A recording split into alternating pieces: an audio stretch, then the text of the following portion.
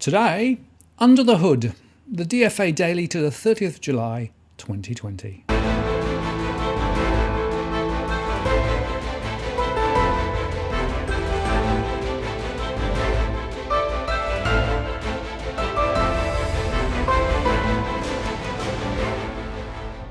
Hello again, it's Martin North from Digital Finance Analytics. Welcome to the latest posts covering finance and problem news with a distinctively Australian flavour and with a touch of philosophy on the side.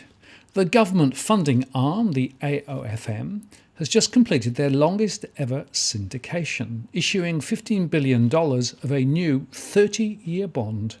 The 1.75% 21 November 2015 bond was priced at the tight end of the initial 98 to 105 basis point 10-year range and has performed by around 3 basis points since it was issued.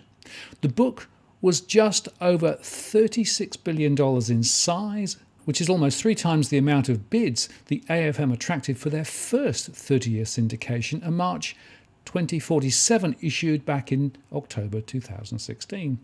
The transaction was less covered than the AFM's 2 most recent issues, but is still elevated by historical standards and especially so for an ultra-long bond. Westpac says this is the AFM's second syndication in the 30-year part of the curve, so direct comparisons aren't abundant. However, the investor breakdown by both region and type is consistent with the March 47 bond as well. The AOFM awarded offshore investors 66.9% of the transaction, almost twice the overall average of 36%. That is in fact the highest ever allocation offshore, demonstrating that despite historically low absolute yields, on a relative basis, Australia continues to provide a high-yielding, highly rated opportunity for the global investor. Now, the allocation for the November 25 bond showed there was a growing demand from Asia, apart from Japan, which is also evident in this transaction. Despite receiving a lower allocation than the past 4 syndications, the 13% cut to Asia excluding Japan is double that of the March 47 bond and has absorbed some of the Japanese bid. Fund managers represented the largest investor cohort, taking down almost 70% of the deal. And we didn't receive a breakdown between asset managers and insurance companies, but it would be expected that insurance companies would especially value the longer duration of the bond, and this is somewhat collaborated by higher participation rates from the UK.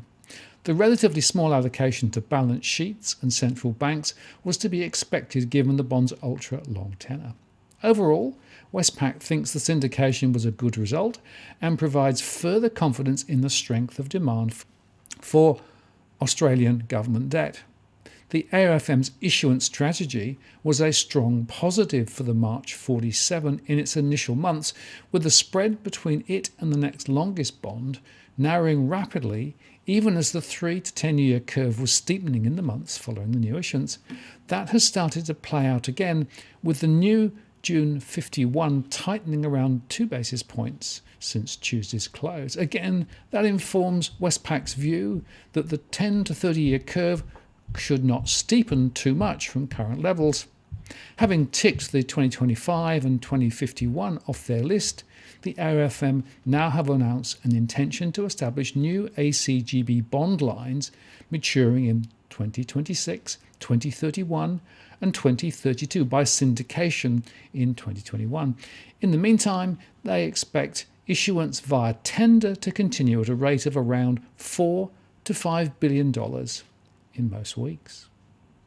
Now, total dwelling approvals fell 4.9% to be down nearly 20% over the last 2 months, touching an 8-year low in seasonally adjusted terms, according to data released by the ABS today. The impact of COVID-19 was evident in dwelling approvals. Falls were recorded in all states and across both detached and attached dwellings. In seasonally adjusted terms, private sector houses fell 5.7% in June, while private sector dwellings, excluding houses, fell 5.3%. Double-digit falls were recorded in New South Wales at 14.8%, Western Australia at 11.7%, Queensland at 10.9%, and Tasmania at 10.8%, while South Australia at 4.6% and Victoria at 0.2% also declined. And approvals for private sector houses fell in Queensland, down 15.2%, New South Wales down 11.3%, South Australia down 2.3%, and Western Australia down 0.8%, while Victoria rose slightly, up 0.9% in seasonally adjusted terms. And the value of total buildings approved rose 7.3% in June in seasonally adjusted terms. The value of non-residential building rose 17.8%, while residential building rose 0.1%. The latter was buoyed by an 11.4% increase in the value of alterations and additions to residential buildings. But fear not, because the Morrison government is expected to expand its first home buyer deposit subsidy scheme in the October budget. The National Housing Finance and Investment Corporation released data today that showed since July the 1st, 4,076 places have been reserved or processed under the First Home Loan Deposit Scheme. The rapid take-up of the scheme's allocated places, which helps applicants purchase a home with a deposit of as low as 5%, will buoy the real estate industry, which has been hard hit, of course, by falling property prices, depressed rents, and poor auction clearance numbers during the pandemic. Mr. Sukkar told The Australian the government was, quote, committed to doing all we can to help Australians get into a home of their own sooner. By delivering our loan guarantees, we are helping Australians cut years off the time it takes to save, as first-time buyers can now purchase a home with a deposit as little as 5%, he said. The data shows buyer confidence is being maintained, with the recently released tranche of guarantees being eagerly secured. And the Australian understands the surge in applications is likely to trigger an expansion of the loan guarantee program ahead of the October budget. As at Monday, 279 applications had been approved and a further 3,797 places put on hold, with the average income of applicants at $57,668 for singles and $94,094 for couples, well below the scheme's $125,000 and $200,000 salary caps. Well, I suppose the first-time buyer bribes will help some property investors to escape with their shirts, but really, is this any way to run a country? The data continues to deteriorate for Australia's army of negatively geared landlords, with the Australian Bureau of Statistics also reporting that capital city property rents declined by a record 1.3% over the June quarter and by 1.2% over the year.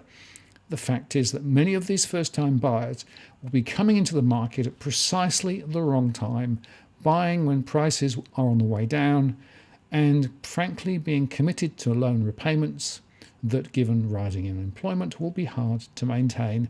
This is just nuts. Now, the government expects around $42 billion to be removed from the super scheme as a result of the earlier release scheme, having revised up its initial estimates of $27 billion at the start of the scheme by $15 billion. I wonder how much of that money is going directly into deposits for first-time buyers. Nobody quite knows, but I suspect it's in there. Treasury Division Head of Retirement Income Policy, Robert Jeremenko, told the Senate Committee on COVID-19 that the government is now expecting $41.9 billion to be removed from the super system following the extension of the scheme to December, and taking into account lived experience of the pandemic, which indicates consumers had taken up the scheme in higher numbers than expected. The early access measure was developed in early March, and I don't think anyone in Australia would have been able to predict what the impact of the pandemic was, he said. What we had to do was to use our best estimate, but the actual lived experience of those first 3 months up to the 30th of June was actually we had $20.1 billion removed. So what we did was, given the extra 3 months of actual numbers, assumed a certain take-up for the remaining 3 months plus the extensions. And he said that as at the 28th of July, $31.9 billion had been withdrawn from super. And he added the Treasury would revise up the expected withdrawal numbers further, depending on how many more consumers access the scheme. This 6 months we are now in, they are estimates, they are best estimates, but we will revise as we have done when we see actual numbers coming through, and that will give us a real feel for the level of uptake, he said. Now, Commonwealth Bank's full-year profit will take an additional $300 million hit as the size of the bill to refund customers of the bank's financial planning arm and the associated program costs swelled to $834 million. The new figure represents the bank's best estimate to bring the fees for no service scandal among its aligned advisors to a close. The scandal was scrutinised during the Hayne Royal Commission, where CBA was described as a gold medalist in charging fees it was not entitled to. CBA's total provisions for aligned advisors, as well as those who operated under its licence but were not employed by it, include $698 million to refund a little more than 1/3 of all customers charged continuing service fees over a decade, and a further $136 million in program costs. The additional cost will be recognised in the bank's full-year results due on August the 12th. The results will be closely watched by investors and analysts alike, who have been forced to recalibrate expectations for a bumper second-half dividend following guidance from the prudential regulator to moderate distributions and cap the payout ratio at no more than 50%. And the uncertain speed of the global economic recovery from the crisis sparked the coronavirus pandemic has left Macquarie Group unable to give meaningful guidance on its earnings after the company revealed its first quarter results were slightly down on prior years. In an update on its business performance ahead of its annual general meeting on Thursday, Macquarie said its asset management arm had increased earnings compared with the same time last year because of the sale of its rail operating lease businesses in April, while its banking arm was stung by higher provisions for sourcing loans. Macquarie had recently posted an 8.4% drop in full-year profit to $2.7 billion and a final dividend reduced by half, and warned the economic recovery was unlikely to be V-shaped. The bounce back was going to be much more drawn out. Its market-facing businesses were hampered by significantly lower investment-related income in the Macquarie Capital business, which were partly offset by healthier results in its commodities units. Macquarie's chief executive said the company remained, quote, well-positioned to deliver performance over the medium term and would adapt its operations to changing market conditions. Macquarie's asset management, which contributes 40% of earnings, was hurt by a 5% fall in assets to $568 billion, driven by mostly currency movements. The division, which operates an aviation finance investment business, is also working with airlines to provide relief for grounded airlines. Macquarie said 13% of its banking and finance clients were accessing support at the end of June. And in the markets business, clients seeking out hedging and trading opportunities on Macquarie's commodities platform have boosted earnings, along with clients seeking to rebalance portfolios to manage risks in the volatile environment. Macquarie Capital suffered a fall in fee revenue as merger and acquisition slowed, with challenging markets expected to reduce the number of successful transactions and increase the time for completion. Macquarie warned investment-related income was expected to be significantly down on fiscal 2020, given the slowdown in the sale of assets, but the group was confident that it would be able to take advantage of the market recovery. And the group spruiked its healthy capital position a day after the Australian Prudential Regulatory Authority requested banks and insurers to limit dividends to 50% of profits, given the continued uncertainty in the economy, and flagged it had surplus capital at $8.1 billion at the end of June.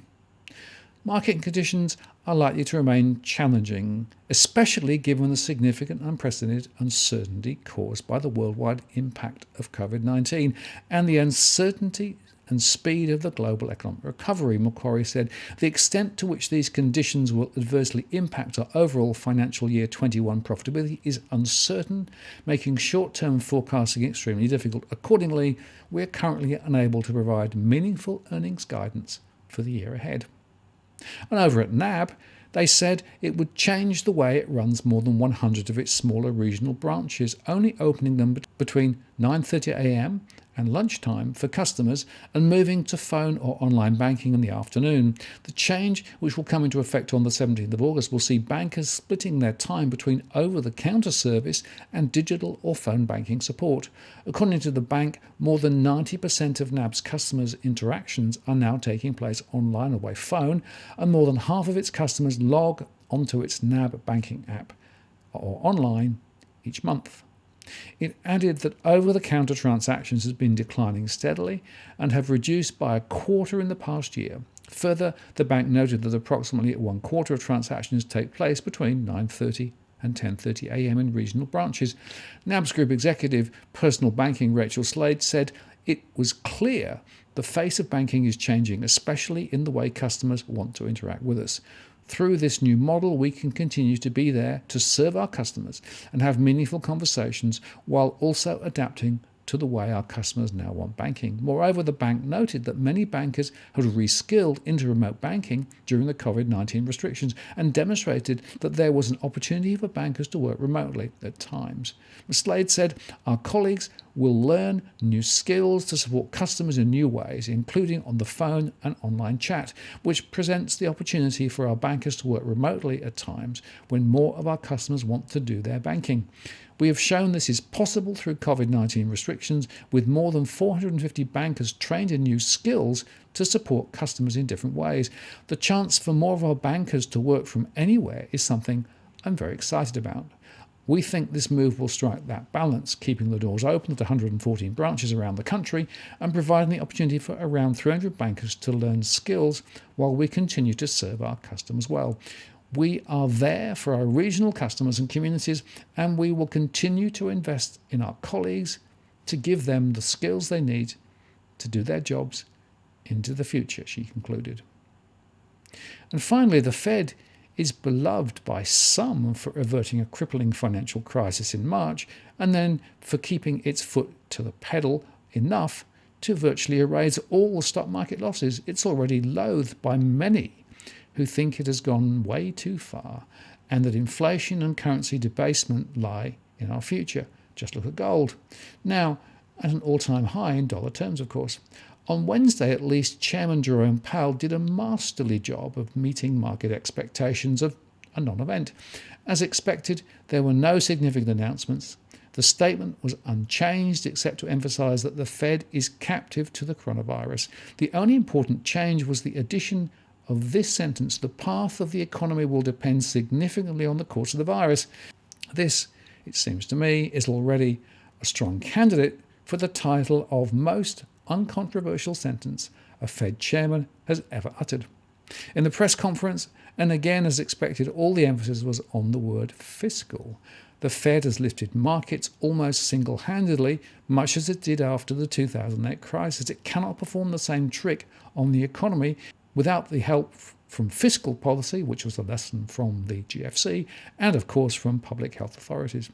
Powell wanted everyone to grasp that there were limits to what he could do without assistance from elected politicians, and of course he is right about this.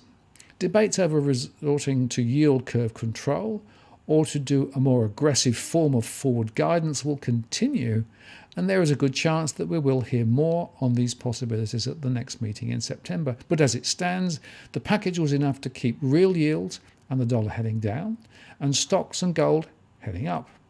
In all cases, the moves weren't dramatic, but what really matters to these markets, as Powell said, is villain number one, the virus.